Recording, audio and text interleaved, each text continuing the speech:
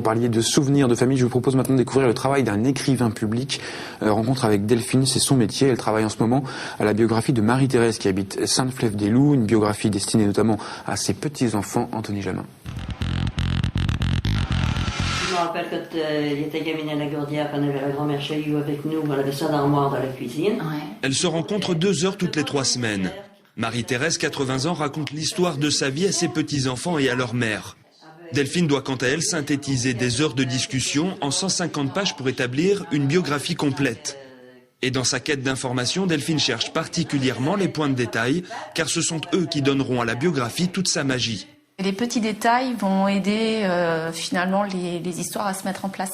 C'est ce qui va rendre un récit finalement plus captivant, plus vivant. On a l'impression plutôt de bien connaître la personne comme ça.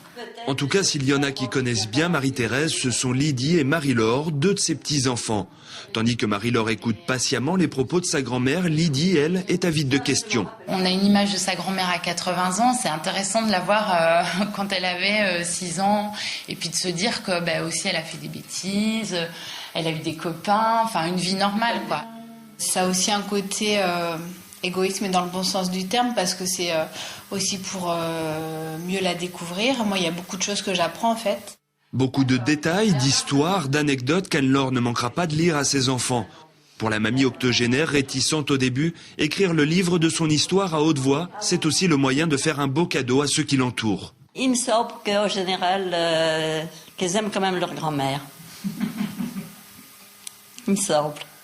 Toute la complexité du travail de Delphine repose maintenant sur sa capacité à retranscrire les émotions de Marie-Thérèse avec des mots.